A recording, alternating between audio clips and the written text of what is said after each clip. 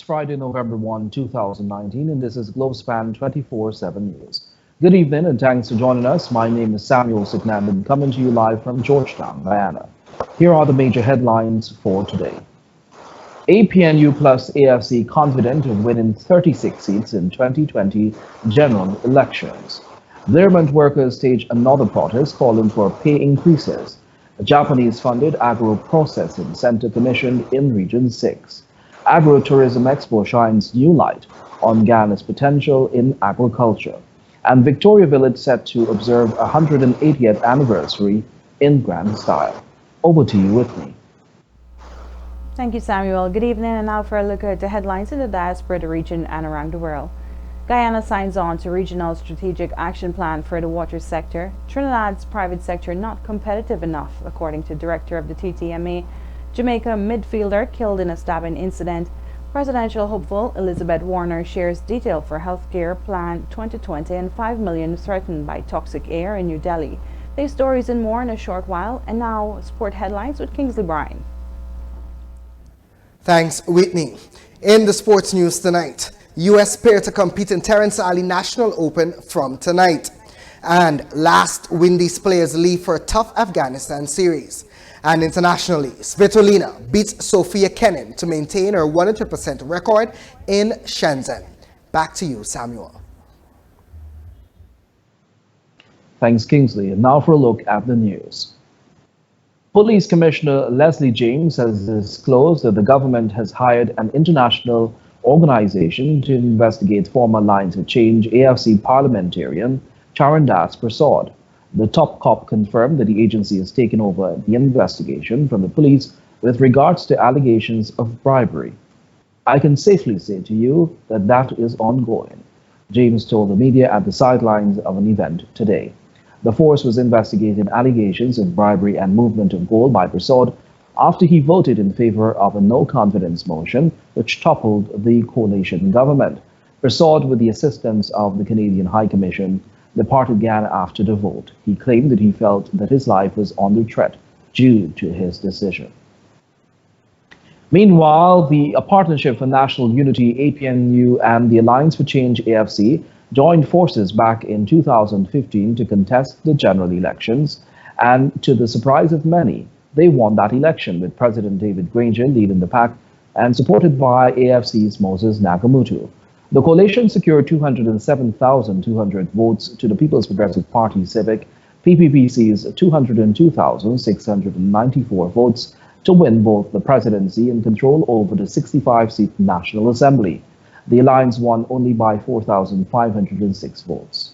The coalition took control of 33 seats in the National Assembly, while the PPPC secured the remaining 32.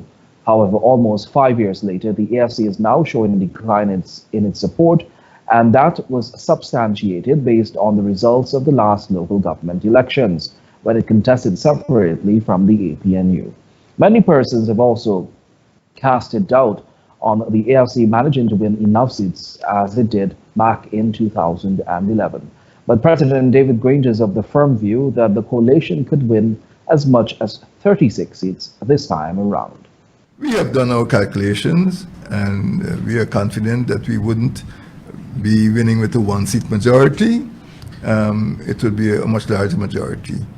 We are turning out more voters. We are mobilizing on the ground. And based on our record, we are convinced that we'll have a clear majority as a coalition. We are going in as a coalition. We're better together. We're stronger together.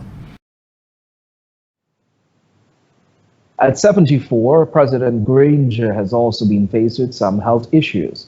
About 1 year ago, he was diagnosed with non-Hodgkin lymphoma, a type of cancer that develops in the network of vessels and glands spread throughout the body. Asked during an exclusive interview with Kaicho Radio whether he feels he is fit to run again for office and could serve another term in government, the president responded in the positive. Of course, yeah, it's a pity I only have 2 terms. You could do more? Yeah, I could do more. As I pointed out, I have come to this position with experience, with great in 4 different fields. My recollection is that Dr. Jagan was older than me when he became president. not that I compare my performance with him. Mrs. Janet Jagan was older than me. She was born in 1920 when she became president. She must have been 78 or 79. I am strong enough. I am supported by a good team. I have built a strong coalition. And I feel very strong now. And I'm going into the campaign. And all the reports from my hospital, from my doctors, suggest that I'll be strong enough, not only for the campaign, but for the next 5 years. President Granger said since the APNU plus AFC coalition took office in May 2015, there have been transformational changes in the infrastructure, education, health, agriculture, and local government sectors, among others. With first oil months away, he noted too that the oil and gas sector has been taking shape. He said that the APNU plus AFC coalition will win the next general and regional elections, stating that his government's track record will act in its favor. The coalition has already named him as the presidential candidate, but talks with the AFC are still ongoing with the aim of finding a prime ministerial candidate. And in other news, several workers attached to the Blairmont estate downed tools today and took process action as they called on the management of the Ghana Sugar Corporation and the government to ensure that they receive a pay rise. Here's the detail in this report. The Ghana Agricultural and General Workers Union, GAWU, is maintaining that sugar workers' wages have remained frozen essentially at 2014 levels, and they continue to be burdened by the heavy increases in the cost of living. As such, workers staged a picketing exercise outside the Blairmont Estate Administrative Office today to get that message home to government and the Ghana Sugar Corporation, GAISUCO. The activity saw workers from many sections of the estate taking part, as they called, in a united voice for fair treatment and equity to be shown to them. The workers believe they are the only ones working under the state whose pay levels remain stagnated. During the picketing exercise, the workers said that the denial of pay increases and suspension and ignoring of other long-standing benefits have hurt them and their families greatly. They said that they continue to work hard, and yet for their best efforts, there is really no reward. Further, workers said they were upset to have learned that GAISUCO earlier this week decided to abandon a planned engagement after delegations from the GAWU and the NASI attached to their clothing slogans calling for a pay rise. They felt that the corporation's actions were uncalled for, and the unions were merely expressing the views of the workers in a peaceful and sincere manner. They felt that the actions of the state-owned sugar company were high-handed and was intended to shut down the legitimate views of the thousands. Today's activity followed a vigil activity last evening, October 31, held outside of the estate's office. The picketing exercise saw a number of workers taking part as they again called for a pay rise, which they feel should be granted now. The workers, together with the union, continues to reiterate calls for an end to the discriminatory treatment meted out to them as they seek the authorities to do what is right and approve a pay rise. For Globespan 24x7 News, Kingsley Bryan. Thanks, Kingsley. Meanwhile, the Ghana Agricultural and General Workers Union, GAWU, says that it has been advised through a memorandum dated October 29, 2019, that the Ghana Sugar Corporation, GAISUCO, has decided to extend the ongoing sugar production or sugar crop to the week ending December 20, 2019. GAWU had said in a statement on October 25 that the corporation could not have realized its production target by the time the crop was set to end, and the target may not be realized at Albion and Blairmont sugar estates. GAISUCO said that there is the possibility of some estates carrying over canes into the first crop for 2020. Open quote. It seems to say from our point of view that the sugar company is anticipating that not all of the canes would be harvested and thus the crop target will be missed. Time, of course, will ultimately answer this question, GAWU said in a statement today. The memorandum pointed out, too, that the company expects to see the attendance sustained. This, the union said, is admission that the workers are turning out in acceptable levels on a daily basis. The GAWU therefore maintains that the main issue has been the functioning of the industry's factories. Through the memorandum, the corporation has communicated that it has decided to reduce weekly production targets with effect from week ending November 9, 2019. The targeted Albion will move from 2,140 tons to 2,076 tons, Learmont from 1,275 tons to 1,237 tons, and Iflat from 1,100 tons to 1,067 tons. Approximately 400 residents of Kumo, a satellite community of St. Ignatius Village in Region 9, will have better access to healthcare as well as additional support to cultural diversity following the commissioning of an $8 million multi-purpose center there. The center, which was commissioned on Wednesday, was funded by the Japanese government and executed by Special Needs for Life, the Department of Public Information (DPI) reported. Delivering the feature address, Vice President and Minister of Indigenous Peoples Affairs, Sidney Alicockin, thanking the people of Japan for this welcomed investment, noted that it is of great importance that the facilities come at a time when the needs for indigenous development is crucial for the future. Representative of the Japanese embassy, Toshishide Kanyana, said his government is pleased to be associated with this initiative since the center will have various functions as it serve as a health facility and want to promote and preserve the indigenous culture, which is an essential part of community life. The project commenced in 2018 with skilled work being taken or garnered from the village. Also attending the commissioning were Permanent Secretary Sherry Samantha Fede and Community Development Officer Vincent Henry, who has responsibility for villages located in central Rupununi. The Agro-Tourism Expo got underway last evening at the Arthur Chang Convention Center, with exhibitors from all across Ghana displaying what Ghana has to offer the world as it relates to this sector. The expo continued on Friday, and Globespan 24x7 interacted with some of the exhibitors to better understand their products and challenges. More in this Kingsley Bryan report. Following the official launch of the exposition on Thursday evening, exhibitors once again assembled at the Arthur Chang Convention Center to interact with the visiting public. Convener of the event, Donald Sinclair, relayed that this year's event is not one to be missed. Big things downstairs and very creative products out there. This is not something to be missed. For example, tomorrow, Saturday, we have two of our foremost designers, Sonia Noel and Carl Fraser, having a fashion display. That is Saturday night. But Friday and Saturday, a wide range of products, agricultural products, arts, crafts, jewelry, and so on. This is the place to be, Friday and Saturday. Indeed, the Arthur Chang Convention Center is a hype of activity, resembling a large market day activity with its Guyanese flair and style. There were several booths on display, all offering a variety of products that were produced locally by Guyanese. Speaking with some of the exhibitors, Globespan 24x7 News was able to get a better understanding of what is being offered. We planned on promoting the coconut industry, right? So we're starting from the initial stages of the farm. You don't want to plant a random coconut tree anymore without knowing its variety, its potential yield. Just like any crop you plant, you look for the best, the sweetest, the biggest, right? So the same principle applied to the coconut tree.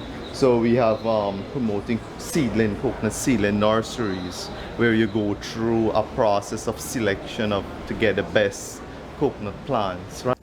The booths were well decorated, and the exhibitors all had a variety of products to showcase that were produced and packaged in Guyana, some in the most ingenious and creative of ways. The expo is open to the public and will conclude on Saturday with a packed program planned for the culmination. For Globespan 24x7 News, this is Kingsley Bryan.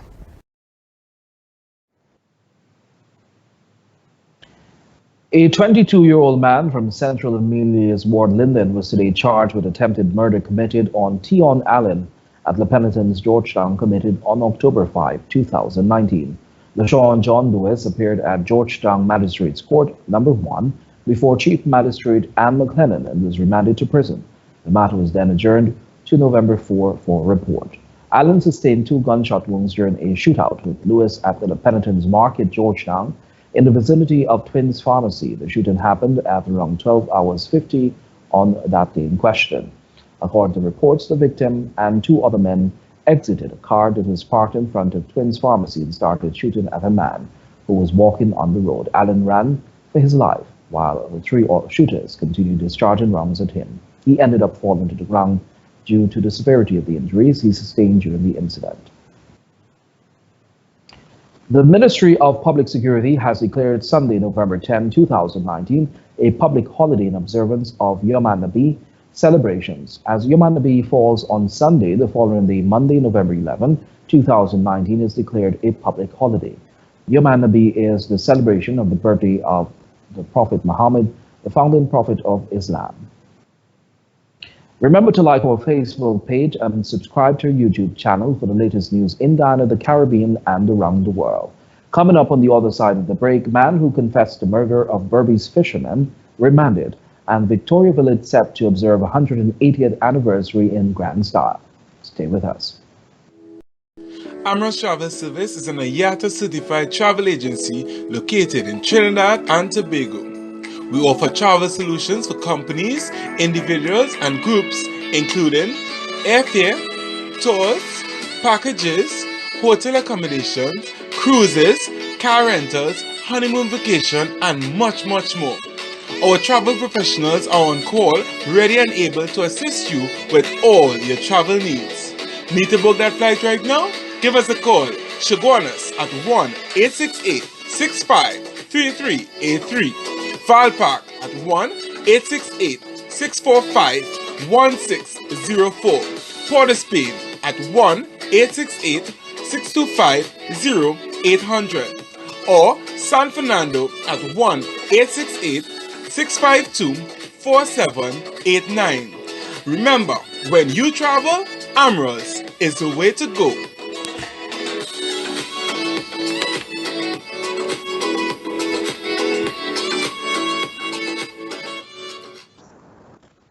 Thanks for staying with us. Lennox Grimman called Breeze 38, a fisherman of Cromarty Farm, currently in Berbice, was today charged with murder committed on Lamar, Petri, Kewal, Kisoon, Vishnu Siram, and Marvin Kamisar, which occurred in the Currentine River, Berbice, between October 5, 2019 and October 13, 2019.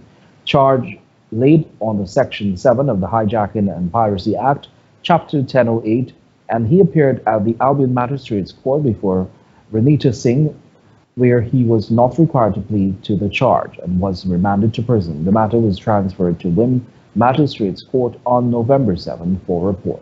On October 5, the fishermen left a wharf at number 65 Village, the sea, aboard Sarawan, a fishing vessel owned by Sharanand Rabindranath of number 68 Village, Quarantine. 2 bodies were subsequently found, 2 are yet to be located. Dead are Kewal Kisoon, called Ajay, of Letterkenny, Quarantine, Berbice, and 20-year-old Otto Lamar Petrie of Miss Phoebe Village, Port Moran, Berbice. The other 2 fishermen are Marvin Tamisar, also called Buddy, and Bin Laden, 20 of Miss Phoebe Village, and Vishnu Siram, called Kevin, 20 of the same village. The pirates beat, chopped, and bound the men before throwing them overboard and escaping with their catch and boat engine. Anyone with information that may lead to the arrest of Fraser or Budraj who are wanted in connection with this crime are asked to contact 911 or the nearest police station. Outstanding performers from all education districts for NGSA, CSEC, CAPE, CPC, and TVET institutions such as the Carnegie School of Home Economics and the Government Technical Institute were yesterday honored at the National Award Ceremony hosted by the Ministry of Education on Thursday. Here's that report. This is the 23rd such ceremony held to celebrate the accomplishments of students, along with their teachers and parents, and students from as far as Region 2 and 9 were among the dozens honored. Education Minister Dr. Nicolette Henry explained that this year's performance is testimony to the deliberate investments in education by the government to improve the sector. Our job at the Ministry of Education is to create opportunities across our education system to develop every student to reach their full potential. And that is not only providing education or quality education for a few students at our more prestigious schools, but rather creating opportunities for every child in Guyana. I know this is not easy because it requires a lot of dedication and commitment from all of us to achieve that. Creating opportunities, I believe, is very important for us to groom young Guyanese so that we can secure the future of Guyana. Chief Education Officer Dr. Marcel Hudson noted that the educational achievements made by junior secondary schools this year are a testimony that the interventions are paying off. I say junior high schools because we have seen a pattern in the change as to the performance of our children in school. There was a time when the names of the Queenstowns, the Lodge, the Kingston, all those different schools, you may not have heard their names in terms of excellence. But that has changed and will continue to change as we apply ourselves to improving the education system. Meanwhile, Acting Deputy Chief Education Officer Administration Ingrid Trotman said that the goal of the ministry is to provide affordable, accessible, and quality education for all. Our core values of excellence, innovation, collaboration, and accountability are foundation of our commitment to help you, the awardees, grow intellectually, personally, professionally, as well as culturally. We are committed to serving you in a manner that challenges you to learn and achieve while supporting and strengthening your ability and capacity to do great things. We are thankful for your confidence in the Ministry of Education, and we pledge to justify that confidence as you continue your education at the tertiary level. Guyana has achieved the highest pass rate at the CEC level in the Caribbean and Guyana's history. The Caribbean Examination Council has invited 4 students to Grenada to receive awards for best overall performance in the Caribbean in several subject areas. Guyana is set to receive the award for the best school at this year's CSEC examinations due to top CSEC student Rihanna Tony's performance. For Globespan 24x7 News, this is Kingsley Bryan. Thanks, Kingsley. Added to this year's calendar of events for the celebration of Agriculture Month 2019 was the Agritourism Business Forum. The intended purpose of the forum is to facilitate an atmosphere for discussions on creating a robust and competitive agritourism sector in Guyana. Convener of the event, Donald Sinclair, gave a brief overview of the forum on the sidelines of an event in an exclusive with Globespan 24x7 News. Today we have the Agritourism Business Forum, where we're going to be looking at the issues related to the development of an agritourism sector. We have some high-profile speakers. Sinclair further went on to note that while they are still working on having the 2 separate sectors of agriculture and tourism conjoined, he is optimistic that in the future it will become a viable industry given Guyana's own geography. What we're trying to do now is to make this link between agriculture and tourism, to base more tourism upon agriculture, encouraging more visits to farms, more visits to production centers, encouraging, for example, more consumption of natural foods, organic foods, more local produce, as all part of the, for example, animal farms, where animals are reared, as all part of the agritourism venture. Yeah? So we're making this link now, and we're hoping that from this we could devise a strategy for growing the agritourism sector. Meanwhile, in her remarks, Assistant Commissioner of Agriculture in the U.S. Virgin Islands, Diana Collingwood, welcomed the ability to network on this agenda. She posited that the Caribbean region has already been blessed with the necessary traits to fulfill an agricultural agenda, but greater collaboration is needed to advance the initiatives being proposed. At this point in our lives, agriculture is a way to build sustainability and economic independence for our community. We really want to work with the CARICOM nations in general to build capacity, to collaborate, to share knowledge, to work in engaging youth, to set a standard in agriculture that young people can emulate so they can see the potential for success and development and a future in agriculture.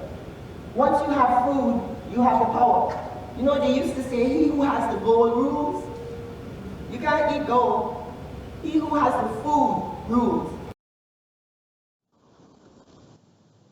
Collingwood concluded that it is her hope to see the creation of an entity that allows for agricultural trade between the U.S. Virgin Islands and CARICOM states, stating that this may be the last chance for the Caribbean region to regain what was lost.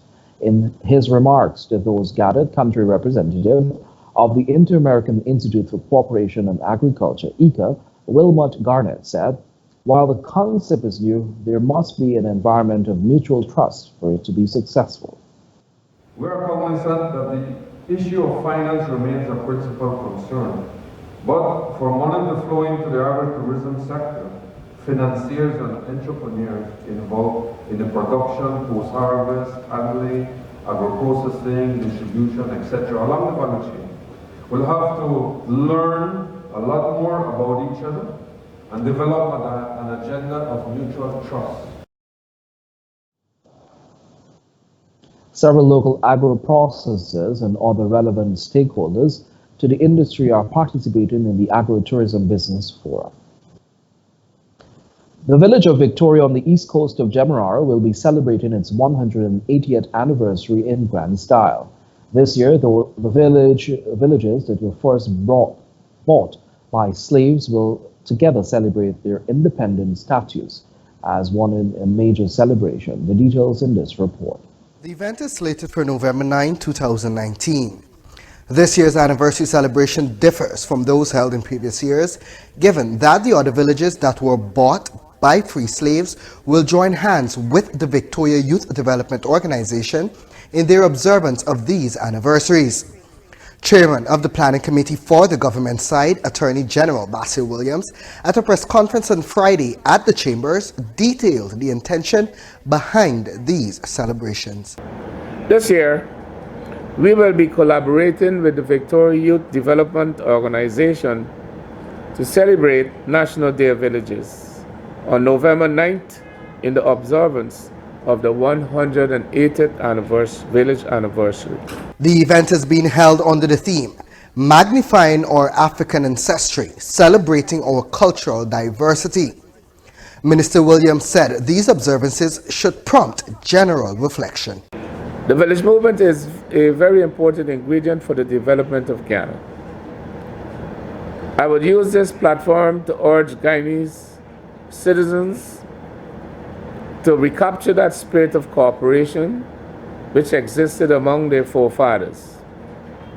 This event, the National Day of Villages, should be seen as a catalyst to reflect on their role in the reunification, encouraging entrepreneurship and force for development within their communities and the country as a whole.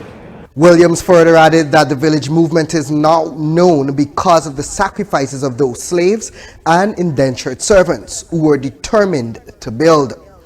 President of the Victoria Village Day Organization, Anthony Samuels, detailed some of the activities that are planned for the observances.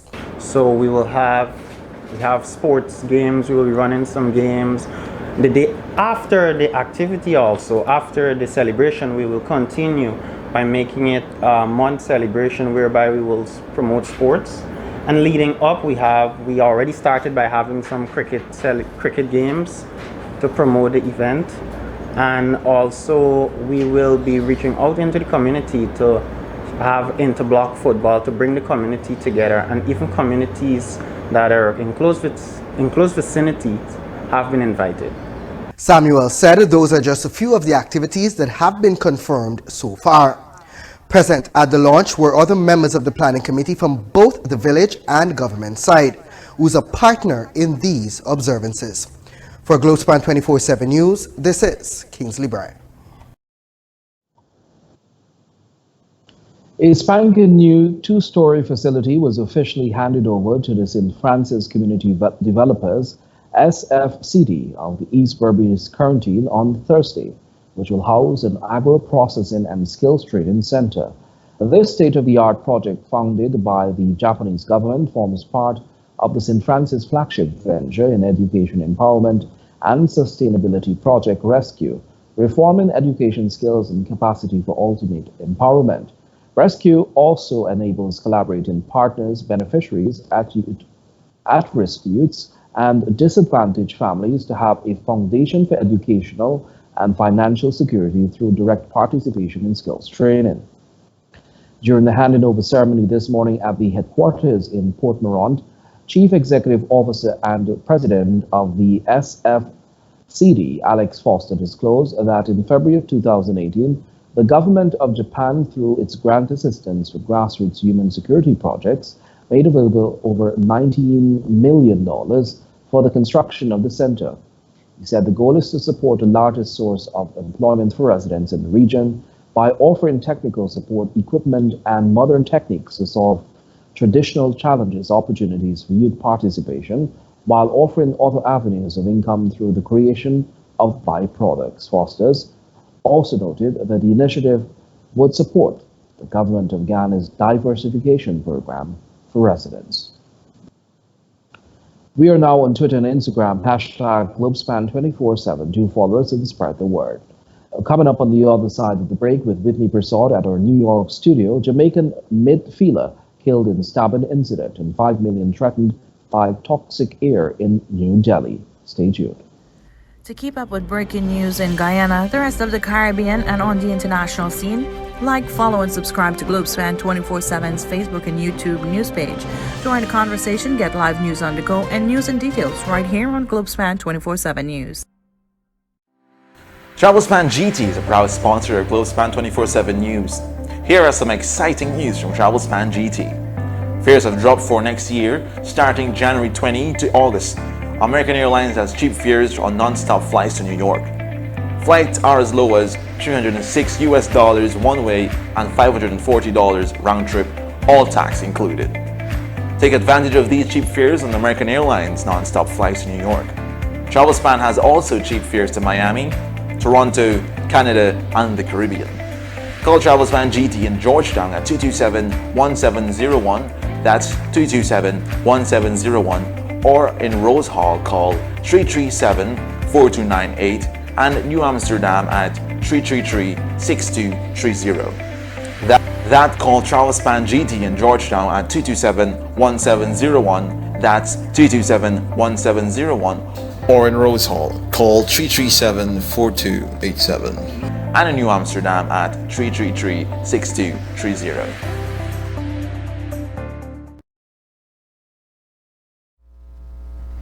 Thanks for staying with us. Thank you, Samuel. And now for a look at the news and details in the diaspora. Guyana has joined its Caribbean counterparts, signing on to the Caribbean Water and Wastewater Association's Regional Strategic Action Plan, which will see the implementation of an advanced plan for building successful climate resilience in the water sector. The nation was represented by the Managing Director of Guyana Water Inc., Dr. Richard Van West Charles. The meeting presented a unique platform for representatives of Caribbean water ministries to discuss, strategize, and most importantly, find solutions to the problems faced by the water sector in the region. Water resource management in the Caribbean has always been faced with challenges such as poor distribution, aging infrastructure, high leakage rate, and the inability of water utility companies to be financially sustainable. Among many others, the meeting sought to find collective solutions. The CWWA's 15th High-Level Forum of Caribbean Ministers with Responsibility for Water attracted agencies such as the Inter-American Development Bank, the Caribbean Development Bank, the Caribbean Community Climate Change Center, United Nations Environment Program, and the Pan American Health Organization. Meanwhile, Director of the Trinidad and Tobago Manufacturing Association, Ryan Lewis, said that the private sector is failing to play a viable role in driving the nation's economy. Lewis spoke yesterday at a post-budget panel discussion held in Port of Spain. He said there needs to be new innovative jobs driven by technology and geared towards improving and sustaining the economy. He said manufacturing is 6% of the country's gross domestic product and it is the country's future. Lewis warned that Trinidad and Tobago has been losing its competitiveness and will no longer be the business capital of the region if it continues along this road. He added that the world is at the stage of the fourth industrial revolution and manufacturing practices must be reflected by this era of global development. An international women's midfielder from Jamaica has succumbed to injuries following a stabbing incident in the capital city, Kingston. Police reported that a 20-year-old Terranian Clark was pronounced dead in the hospital. Officers said that the student died after a dispute over a mobile phone at about 8:50 p.m. local time on Thursday. A woman has been arrested, and Clark, who played for the Waterhouse FC, scored on her international debut in September 12-1 win over Cuba in the Olympic qualifiers. In a statement to the BBC Sport, Jamaica Football Federal Association President Michael Ricketts said that the JFF is deeply saddened by the untimely passing of Clark. He said that she was someone who showed much promise, not just as a player, but as a person as well. The U.S. presidential hopeful Elizabeth Warren has given the American people details of funding for her health care plan, which is expected to cost the federal government some $20.5 trillion over the next 10 years.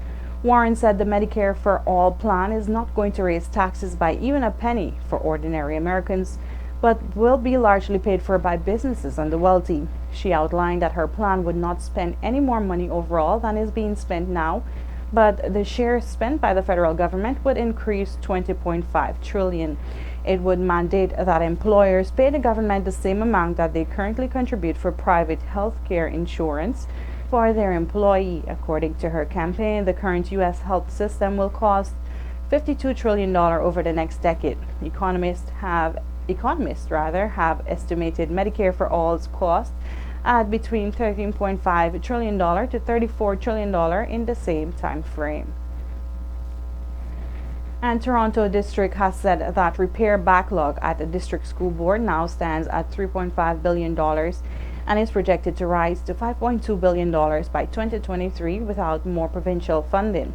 Chairman of the board, Robin Pickley, said the TDSB has the money to address safety issues and emergency repairs, but not much more. The chair stressed that school buildings are safe.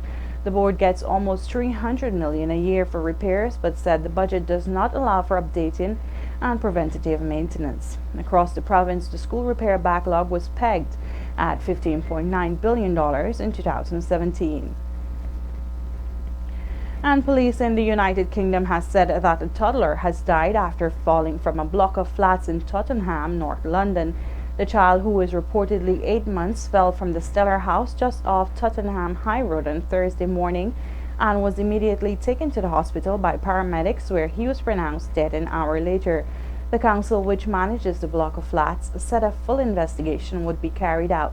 Meanwhile, a neighbor claimed the toddler's mother had been complaining to the council about a faulty handle for nearly 2 months now, although the authority has not commented on the claim. Formal identification and a post-mortem examination will take place in due course. The Metropolitan Police has launched an investigation and is treating the death as unexplained. Officials said that 5 million masks are being distributed at schools in India's capital, Delhi, after pollution made the air so toxic. Officials were forced to declare a public health emergency.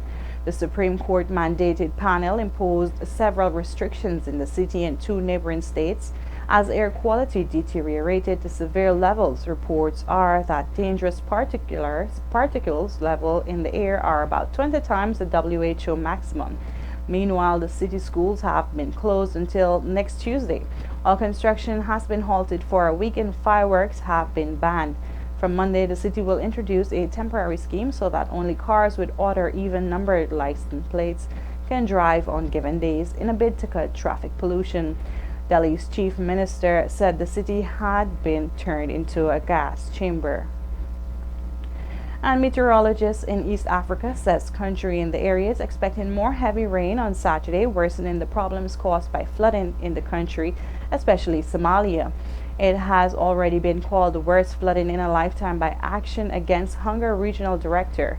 Some 2,073 Somalians have had to leave their homes, according to the International Rescue Committee. Parts of Kenya and South Sudan have also been hit by the flooding. More than 600,000 people have been forced to leave their homes in South Sudan, the IRC says. On Wednesday, South Sudan's president declared a state of emergency. And that has ended regional and international news. Let's turn our attention to tech news with Kumar Doshi. Whitney Prasad saying good evening and stay tuned for more news to come. Thank you, Whitney. Namaste, salam and good day to everyone.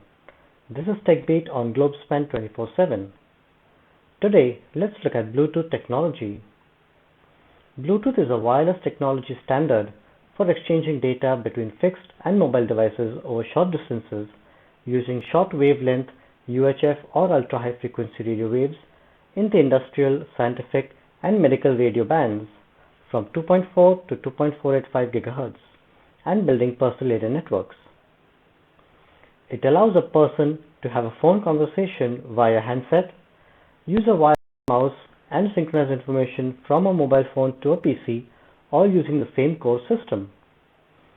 Bluetooth is managed by the Bluetooth Special Interest Group, which has more than 35,000 member companies in the areas of telecommunication, computing, networking, and consumer electronics. There are 5 main versions of Bluetooth so far. Bluetooth 1.0 had deployment issues that kept it from gaining quick ground. Bluetooth 1.2 and 1.3 had improvements in which Bluetooth 1.0 had failed, such as reliability, power usage, etc. Bluetooth 2.0 increased the data rate from 1 Mbps to 3 Mbps, and interference handling was improved. And it also used less power. Bluetooth 2.1 made pairing between two devices faster. Bluetooth 3 provided theoretical data transfer speeds of up to 24 megabits per second. Bluetooth 4 uses low energy technology, allowing manufacturers to include Bluetooth in small battery operated devices, and also improves power efficiency. Bluetooth 5 is the latest version of Bluetooth wireless communication standard. Its speed is typically up to 48 megabits per second. It can be connected up to a distance of 300 meters or 980.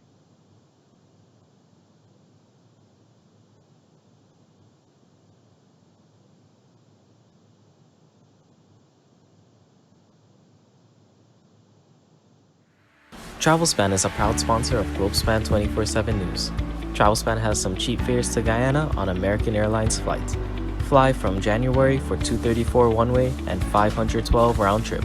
Take advantage of these cheap fares on American non-stop flights from JFK to Guyana. That's non-stop flights from JFK to Guyana starting as low as $234 one-way and $512 round-trip. And also has the cheapest fares for Christmas that starts as low as $799 round-trip. Travelspan celebrating 25 years in business with over 10 offices to serve you. Call 718-845-0437. That's 718-845-0437. Or book online at travelspan.com. Book early and save. Thanks, Kumar. We'll now take a look at our bridge reports.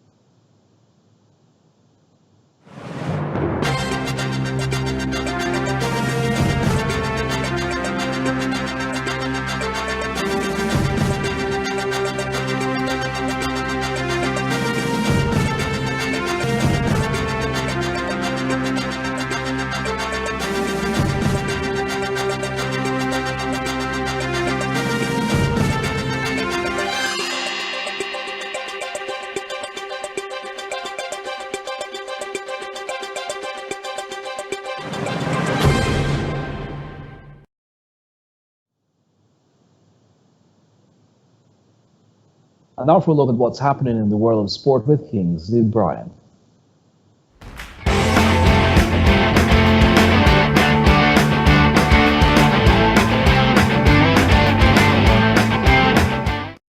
Thanks. Now here's a look at the sports news in detail. The National Gymnasium will be the venue for some pulsating boxing as the much anticipated Terence Alley National Open Boxing Tournament commences tonight and runs until Sunday. 3 overseas-based boxers are scheduled to compete. Ashir Al-Azim and Stephen Chan are the 2 boxers from the USA, and each night is scheduled to start at 19 hours. Their participation will mark the first time in over 5 years that overseas-based fighters have entered the National Open with the intention of claiming a place on the national team to participate in the Caribbean Championships slated for Trinidad from December 4 to 9. Boxers from across Guyana are expected to match gloves over the next 3 days, and at the end, the national team will be selected. Caribbean bantamweight champion Kevin Alicock will box in the feature bout of the championship. Al-Azim's grandfather, Dewan Fighting Raja Singh, fought for British Guyana and beat Freddie the Kid Simmons for the vacant lightweight title. And we'll tell you that the last batch of West Indies players left the Caribbean on Tuesday to join their teammates in India ahead of the limited over series against Afghanistan set to bowl off next week. Players and management began leaving last Sunday for the tour. That includes 3 T20 internationals, 3 one-day internationals, and a one-off test. And the entire squad is expected to be assembled in the northern city of Lucknow by today. Test players like off-spinning all-rounder Rakeem Cornwall will join the side later next month after representing his native Leeward Islands Hurricanes in the regional Super 50, with the test set to bowl off November 27. The Super 50 runs from November 6 to December 1 in Trinidad and St. Kitts. West Indies will face a tough challenge against the Afghans, especially with the series being played on the subcontinent home turf. The Caribbean side beat their hosts in their last meeting during the International Cricket Council World Cup in England earlier this year. But it was only the second time in 6 ODIs they had registered a win over their opponents. Afghanistan drew a 3-match series in the Caribbean 2 years ago, but then twice trounced the Windies during the ICC World Cup qualifiers in Zimbabwe last year. West Indies have been more dominant in the T20 format, however, beating Afghanistan in 3 of 4 matches. The 2 sides have never met in a test. The tourists will play a warm-up match next Tuesday before facing Afghanistan in the opening one-day international 2 days later.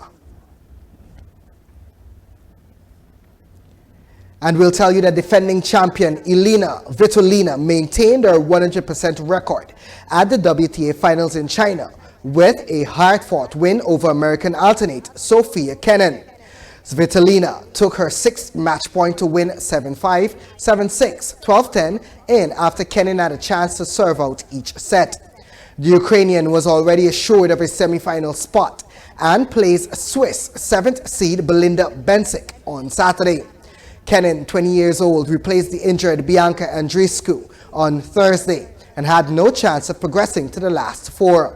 After also earning straight set wins over Romanian 5th seed Simona Halep and 2nd seed Karolina Pliskova of the Czech Republic, Svitolina had to show her fighting qualities to edge past Kenin in just over 2 hours. Later on Friday, Wimbledon champion Halep plays Pliskova, with the winner securing a place in the other semi-final against Australian world number 1 Ashley Barty. The winners will meet in the final in Shenzhen on Sunday at 11 hours 30. And that has brought us to the end of sporting news for today. Join us on Monday as we continue to provide you action on what's happening in the sporting arena.